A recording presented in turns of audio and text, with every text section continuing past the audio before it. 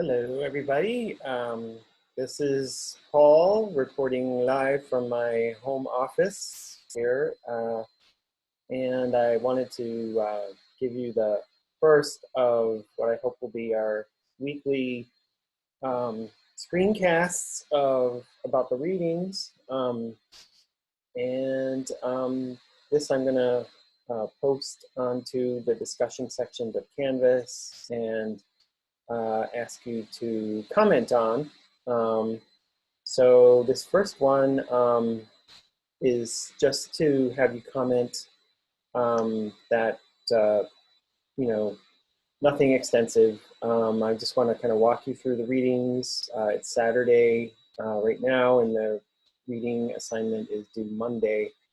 So hopefully this will help a little bit to get you through the readings, and I'm just going to ask you to make whatever comment you like, nothing specific, but just to say something by way of feedback. This will help me know, like, whether I'm on track with this, whether you're, anything could have been clearer. I just wanted your feedback on how this is going for you, because that's what really matters, is that it's a useful tool for you. And if you have any questions, like follow-up questions about the content that I'm going to talk about in terms of getting your assignment ready or whatever, you're also welcome to do that. So the way this works is I make this video recording and then upload it to Canvas. And then when I set up a discussion response, it becomes the source of the thing that you're going to respond to. The discussion itself can be added as an assignment, which will be put into participation. So for this assignment of the discussion, I just ask you to give some feedback on, was this useful to you? Is there anything you think would be more useful for me to add? And if you have any other questions about the reading itself. So let's get started. I'm going to try to keep this under 10 minutes so it doesn't get too long and tedious. What we're going to do is I'm going to just share my screen, which has two things open: the class notes documents, which I'm using just as a basic outline of the readings. A lot of people, as you know, other professors might use PowerPoint. I just prefer to make a quick outline on Microsoft Word. It's a little bit easier and faster for me. And then I'm going to be maybe switching with the digital version of the text that I have in my computer. Some of you might not. It doesn't, the thing about the digital version of the text is it doesn't have pages that correspond to the actual book itself. It just sort of maps the text on to however big the screen is, and so page numbers don't quite match, and at least on this version. But so let me just walk you through some things, and then hopefully we'll be done, and then you can think about if there's anything you want to comment, good, bad, could you try this? Could you, could you expand on something else? This was a little bit too long, or this was a little bit too boring, or this was just right. I'd appreciate anything like that as we try to make this be a way to do participation in the class. Okay, so sharing screen now.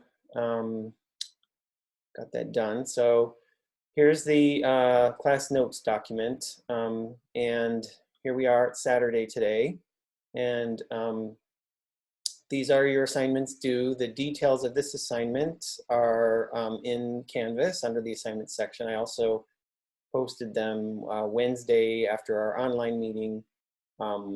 This just gives you these details, so I'm just not repeating them, but you can scroll down and find them. And I think I said in notes and in our online meeting on Wednesday that people who are doing country proposals are gonna, country presentations are going to submit a PowerPoint or whatever sort of visual presentation document as an assignment, and also do like a video recording of themselves giving the presentation as though they were talking to the class, kind of like I'm doing now. I'm using Zoom to record my own meeting,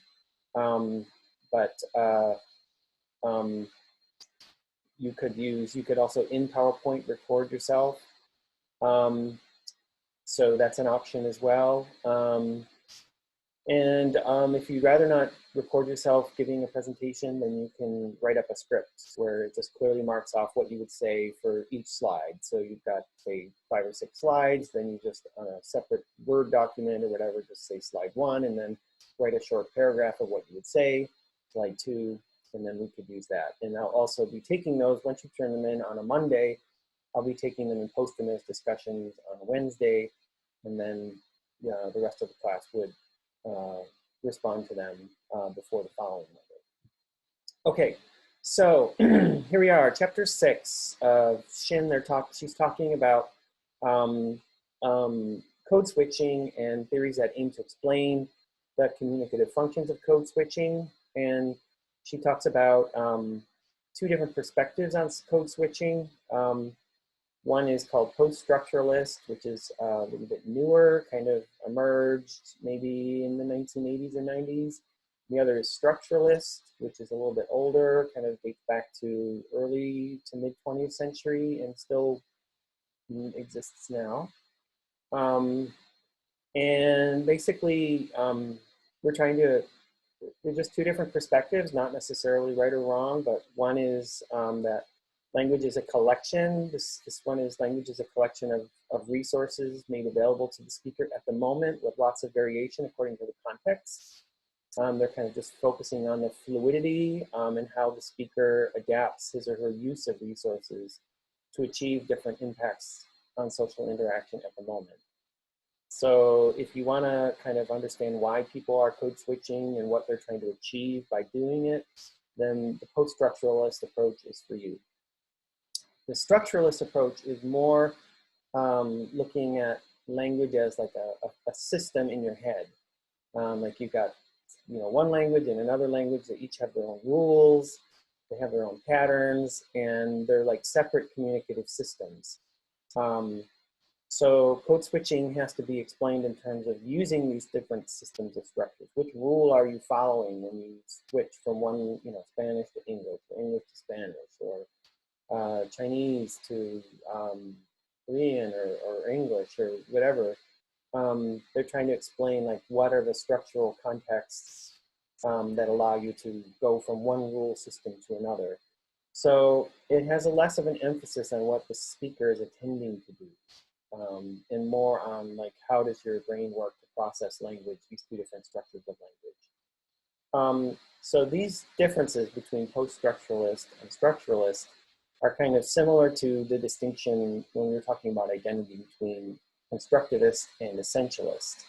So the constructivists are like a kind of post-structuralism where they're saying that your identity has many components that are flexibly used in the moment of the context. Just like they're saying, language has this a fluid range of structures that you use in the moment to accomplish a lot of different communicative goals. And then essentialists for identity are saying your identity is this fixed characteristic of who you are that stays with you regarding of what your context is. And that's how structuralists kind of look at language too, is like it's this set of rules that you've got that you draw on at different times. They're kind of like you're looking at the discrete categories in structuralists and essentialists, whereas constructivists and post-structuralists are looking at sort of fluidity of boundaries. So yeah, and maybe some of you could draw like distinctions, like this idea of post-structuralism is related to other things you may have heard in other classes, like postmodernism, and ideas of fluidity and gender or race or sexuality, that we don't, they're sort of saying maybe we should not think of these things as discrete categories, but kind of a fluid thing that depend on what a person wants or needs in the moment. So these distinctions between fluidity versus strict categories we see in a lot of different discussions in social science.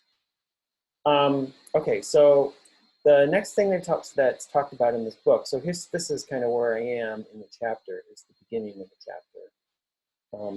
And this is where post-structuralists are first mentioned. And then she talks about, here, Shin talks about diglossia and just showing how, you know, if you're doing code switching kind of occurs in context of diglossia, where you have either two languages or two different dialects of the same languages that are kind of associated with different contexts, one a formal and one an informal, or one a high register and one a low register. So code switching is going to occur in context of diglossia, social diglossia, where, you know, society has different ways of speaking that map onto different contexts. So the first theory. So in your homework, you're supposed to like take, I think it is. Let's go down to where the exact instructions are. You're supposed to choose three theories on these pages and summarize them in your own words, and also choose one that kind of maybe didn't make a whole lot of sense to you. So there's more than three along here, and I'm just going to kind of walk you through some of this stuff. So the first explanation for code switching that Shin talks about is this guy from Dumpers. You can see that goes back to 1982, and he was talking about contextualization clues as like a device. He's kind of seeing like code switching is like accomplishing certain things. So this is his list of things that code switching accomplishes. And it's the thing that kind of came to be maybe a problem with it is it's not terribly post-structuralist, because he's kind of looking for consistent functions, like trying to make a list of functions that code switching accomplishes, and looking at it across different contexts, regardless of the context, not just like in any context. So I'm sorry, I said that wrong. He's looking for these functions across many different contexts, not in only specific contexts. You know, they're kind of thinking that you could like diagram the way people talk, like document how people talk, and then see like, here's the list of things that code switching accomplishes. Okay, so that's kind of his take on it. And then comes this markedness model from Myers-Scotton, and I'll tell you, I've heard of Dumpers in my own reading. He's very famous. Myers-Scotton, I haven't heard of. So I think it's less of a well-known theory, but this like concept of markedness is well-known. It's used in a lot of different parts of language and linguistics. Markedness just means like when you have two options, one is the one you're expecting, that's the unmarked option, and one is the one you're not expecting or sort of unusual, and that's marked. So marked means not usual, like sort of a little out of what's expected. Not shocking, but just sort of, oh, that's different. So you're making some kind of special contrast when you say something that's marked.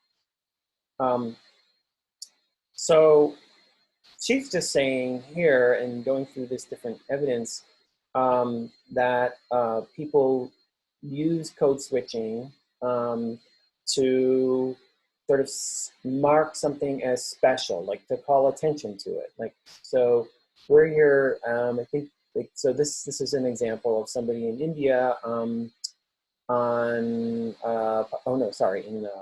Kenya, in Nairobi, who's gets on a train, and it's sort of expected that you're going to be speaking in Swahili, but then the bus, I guess, and then the bus driver is not slowing down for a stop, so he changes to English to sort of call their attention. So, you know, in Kenya is a place where there's diglossia, there's local languages that have been there for centuries and centuries, and then there's English because it was a British colony. And so in this, it's sort of expected when you're on the bus, you're going to use the local language. It's not a formal setting. But then when the guy says, hey, you're almost gonna miss my stop, then he switches to English. So that's an example of the same market. Okay, let's kind of move along here because I see I am taking a little longer than 10 minutes. No surprise, I guess. That's kind of how I do my thing.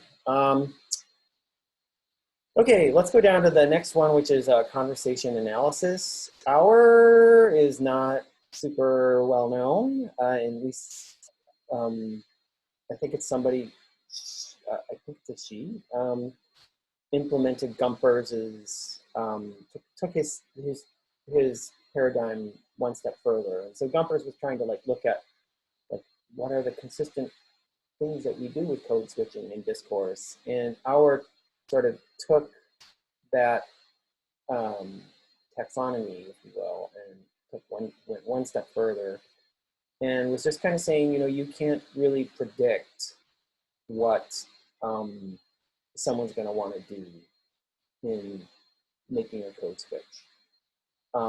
So conversation analysis is a very well-known approach to understanding language. And so these are like the big guys, scholars in conversation analysis. And they're just kind of like, they want to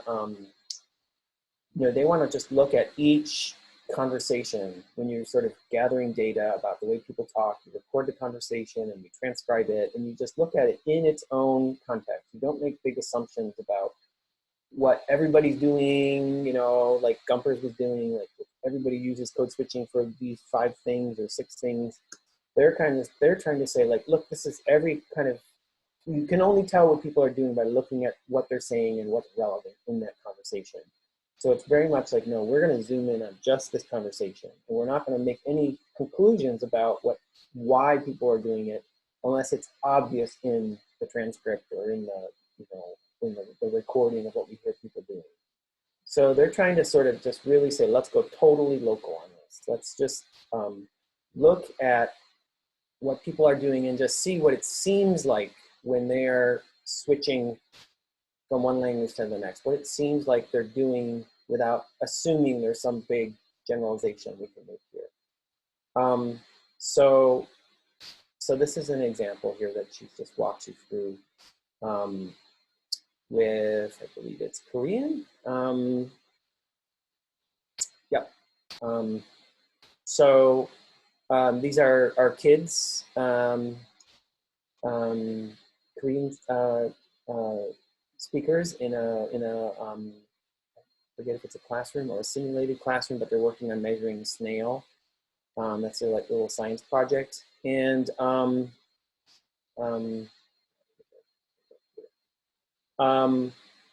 so they're working on measuring a snail over here, and they're kind of going back and forth between Korean and English, but it's not like you can make a judgment about what it is. You can kind of see that one kid is using more English than the other, and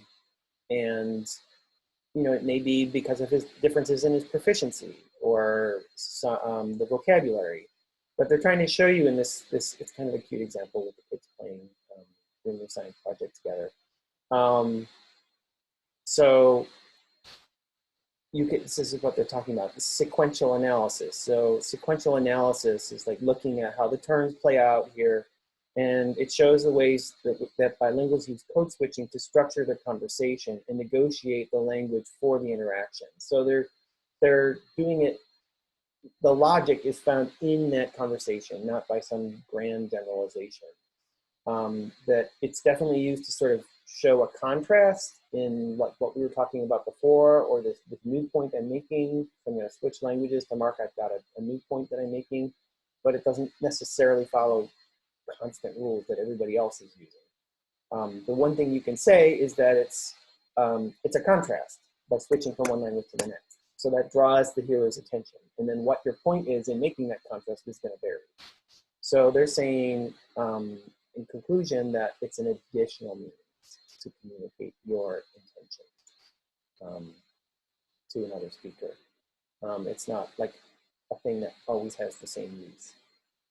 So these other sections: code switching to wield power, and code switching on the internet, and code switching in popular music. I put them underneath conversation analysis because they kind of fall in that mentality of conversation analysis, which is just that we gotta kind of understand why people switch from one language to the next on their own terms, not have big rules that we can see. So this is one example, is that some people use code switching to exert power. So that's the first one here. And it's power shown between two kids who are doing, it looks like they're doing an exercise with their mom about, like they're playing school, I think it was. But as you look down here, the kids, they're supposed to be speaking in Hungarian. I think the mom is like doing some kind of Hungarian school game with them to kind of help them with their home language. But then one kid gets sick of it and wants to sort of overrule the other kid, and just switches to English to sort of mark that and be like, I'm getting tired of it. And then they start arguing over whose turn it is, and that's kind of switches to English to sort of, you know, mark that they're upping the ante and trying to, you know, compete with each other for power in the game. It's not, you know, power like political power. It's like who gets the right to speak and who gets to make happen what they want to make happen. There's two girls who are, you know, just bickering and stuff. And then on the internet, this is interesting because they talk about chat rooms,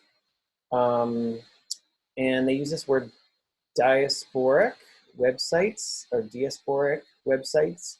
That's kind of what the example that they're giving. So I don't know if you know, diaspora is the root word here, and a diaspora is like people who have moved far away from their place of origin. It can be a historic diaspora, like we could talk about the Jewish diaspora in Europe. They, you know, back in the Roman times, they were expelled from Palestine and moved to different parts of the empire. So they ended up more Jewish folks in Europe in the Middle Ages and all that than there were in Palestine. So that's called a diaspora. The African diaspora, because of slavery, all these people of African origin moved to North America, the Caribbean, South America, because of slavery. So that's a diaspora. And it can also be just like people who moved away. So, you know, you can say, gee, you know, my family has this, it's like we've had a diaspora. Everybody moved away from home and now they live in all these different places. So what they're talking about here, these websites are for people who live far from where they came from and, you know, often immigrants. So they're kind of chatting, you know, I think the example they're giving is Chinese folks in Germany, no, Greek, there it is. A German-based diasporic website. So they're people who live in Germany, but they're from these different different countries that have, you know, moved to Germany for work or so on. So, and then here's an example of Chinese, and I'm not sure where these guys are based now, but people who came from China and are using English as a code switch. So they're mostly speaking in the language they share, the immigrant language, and then switching to English, or this one in Germany, switching to German. And they use it to mark playfulness or to soften something that could be interpreted as offensive. So, you know, and that kind of makes sense if someone says, you know, you're chatting online and you can't always hear the person's intonation to see that they're just joking or kidding. So, you know, you could put an emoji, or you could sort of switch back if you're speaking. I'm sorry, I think what they were doing is like using German mostly, but then switching back to their common immigrant language to kind of show like, well, we're in this together. You know, we're all in this together. I was just kidding, right? So that's one thing that some people do is like you know, use that contrast to mark solidarity, like you switch back to your immigrant language to be like, yeah, it's, you know, it's us guys. Or to be humorous, but this, you know, the point is, I think that it's a contrast that you can use for a lot of different purposes, and it plays with identity too by sort of switching. If you're not speaking your if you're an immigrant and you're not speaking your common, you know, home language with each other, and then you suddenly switch to do that, you're saying, look, I know we're both in this together. Like we're both immigrants, and you know, so yeah, I'm not trying to be mean here or whatever. Another thing that she talks about is orthography. So orthography is spelling, and what she shows here is that they kind of Chinese uses a different alphabet than English, and oftentimes they're like, so they're using like Chinese characters that represent the sounds that are equivalent to good night or oh my God. So these characters don't really mean anything when they're together in Chinese, but they put them together so that it sounds like good night when they're chatting. So that's kind of fun when you're working with two languages that have different alphabets. These things called discourse markers are often the targets of code switching. But again, it's not a rule that everybody does, but that's what happens a lot. So a discourse marker is something, you know, before you give some information, you precede it with something that shows your attitude towards it. Like, well, like, you know, if someone says something and you doubt it, you could just say, I don't know, I don't agree. But if you say, well, I disagree, that's sort of showing that you're thinking about it more, that your attitude towards disagreeing is like a little bit softened. If you say, geez, I disagree, or no way I disagree, or oh my God, I disagree, that just makes it all sound different. So that's what discourse markers are. You use them all the time. And sometimes people who code switch or have the ability to code switch will use a discourse marker of a different language. Okay, and that's what she was showing with one of these things with the spelling in Chinese is, oh my God. So that's the response, showing your emotional response to something you're going to say or someone else says. Okay, I think that's about it. Oh, and then there's popular music. And here they're just saying that in pop music, it's often used to display a hybrid identity. So the examples start coming from like Nigerian hip hop music, Asian, Korean, pop music, and showing that you're just sort of inserting either English or singing in English and then inserting some of your home language in there, kind of shows this hybrid identity that a lot of maybe pop singers are trying to convey. So I'll let you read that and find that out. And then the last thing is code switching in the classroom. And I see like, I'm way over 10 minutes. Looks like we're going on about 25 minutes. So sorry guys if this is getting a little long. Feel free to pause and come back. Give me feedback on that. Was it too long? I'm just speaking off the top of my head. No rehearsal here. Okay. So this is the last thing, code switching and classroom code switching. And you had the last part of your homework assignment asked you to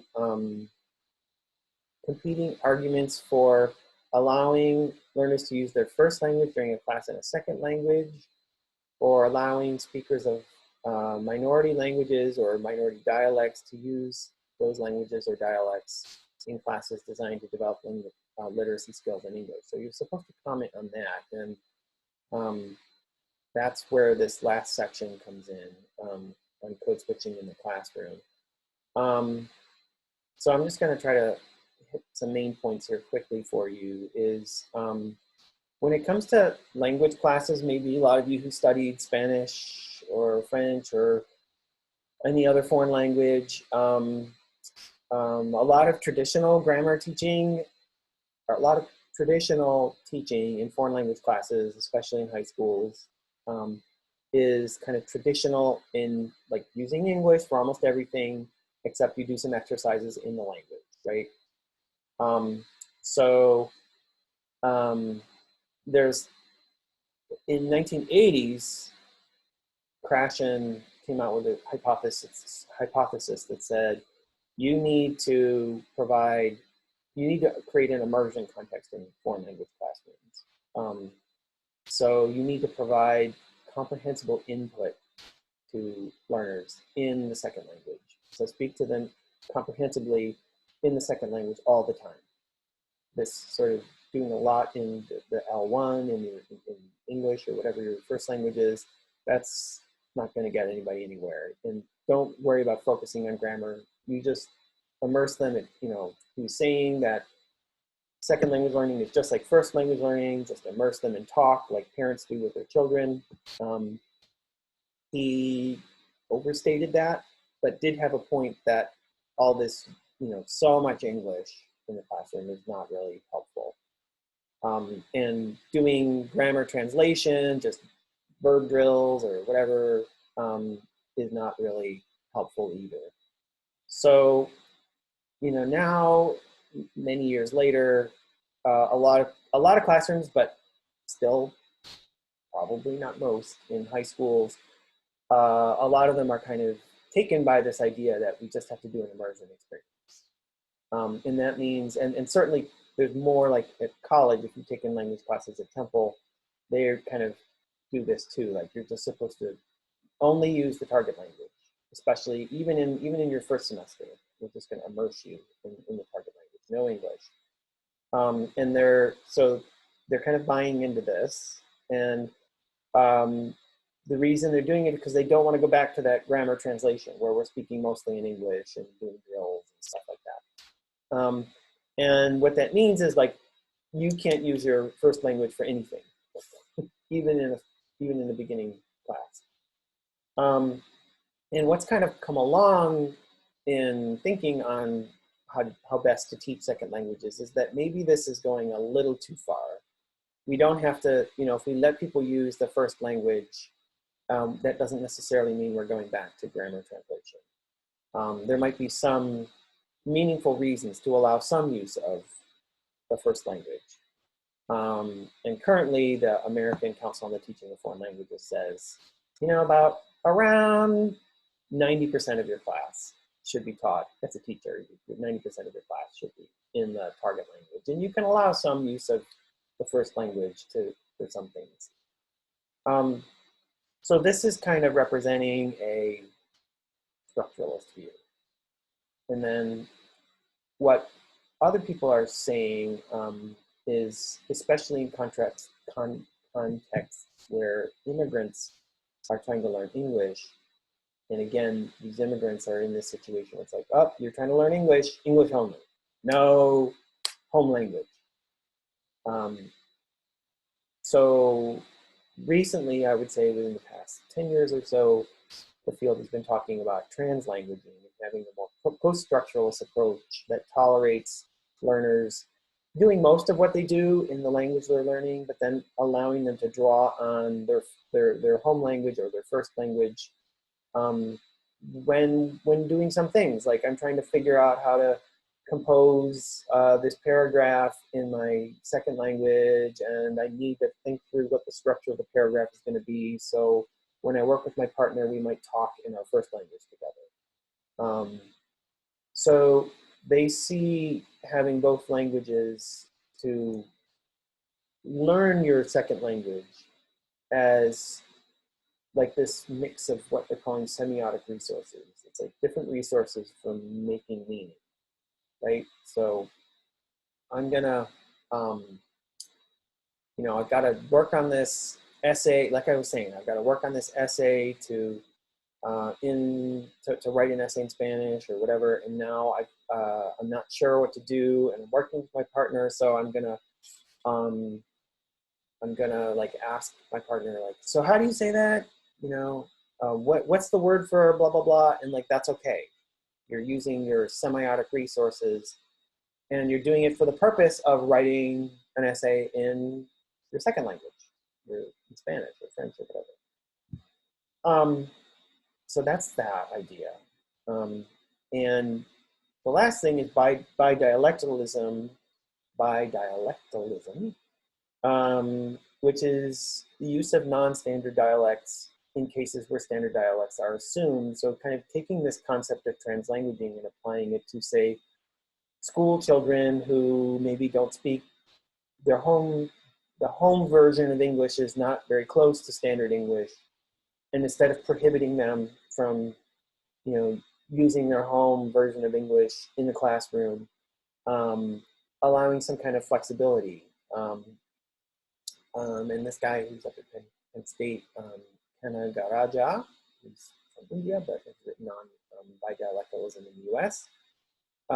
He encourages classrooms to teach the role of code meshing to make effective rhetorical choices. So look at your different versions of English that you know, and whether it's from home or from the class.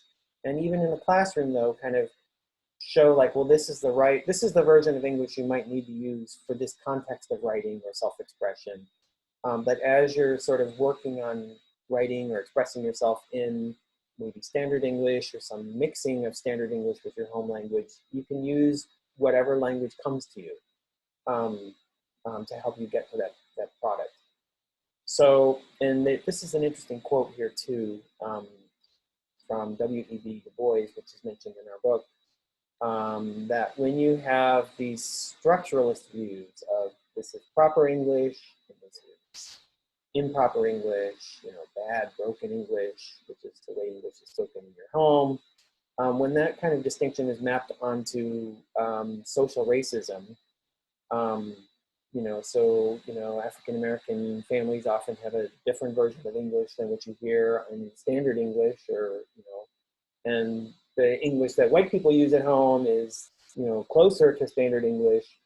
Then that sort of structuralist view of good and bad and right and wrong then maps onto, standard English is white English and therefore superior. So kind of urging resistance there and more flexibility. So that's kind of, I think, all I wanted to say, and I've spoken for a long time, and just let me know how helpful this is for you, and if you have any ideas for how to make it better. That's all I'm going to ask you to do by way of participating in this discussion, and then maybe for the one for this coming week or next week, then it might be more content focused or whatever. But looking forward to hear from you, and I hope you're all doing okay. This is a crazy, stressful time for everybody. Just hanging in there the best you can. So hope you're doing well, feeling physically and emotionally okay, and we'll connect again. Remember, Wednesday at noon, please join us for our live office hours and class discussion. Okay, bye.